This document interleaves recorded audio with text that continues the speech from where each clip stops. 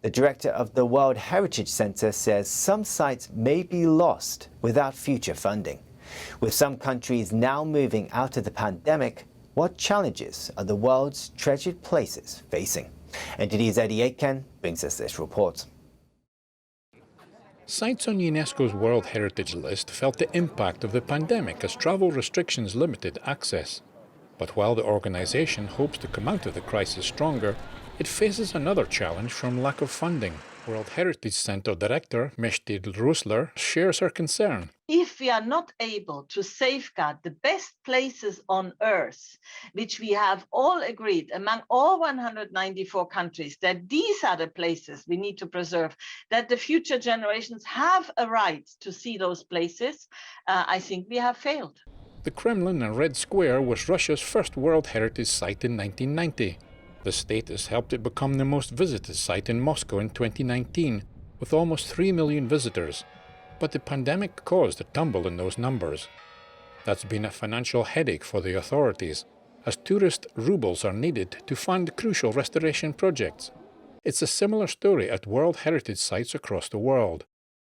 In Peru, the Inca city of Machu Picchu was forced to close for 7 months, just the second time it had done so since it first opened to tourists in 1948. But while the shutdown hit cash flow, Rosler says it was a welcome rest for some popular locations.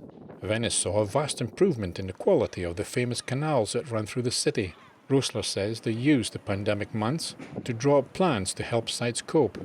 With a slow opening, we established also a task force on tourism to assist countries to rebuild better, meaning to have a more resilient tourism development and a strategy. Governments of countries that host sites have a responsibility to care for these places. But the World Heritage Committee is struggling to support that effort, and it meets this month to decide whether to add more locations to its list. Resources are likely to be spread even more thinly. I think the biggest challenge of the World Heritage Convention is that every year we get more sites on the list, but neither the staffing at UNESCO increases nor the funding increases fundamentally. The World Heritage Committee has an annual budget of nearly £3 million and over 1,100 places on its list. Rosler says there is not enough money to pay for the safeguarding of all sites and warns that some may be lost in the future. Aitken, NTD News.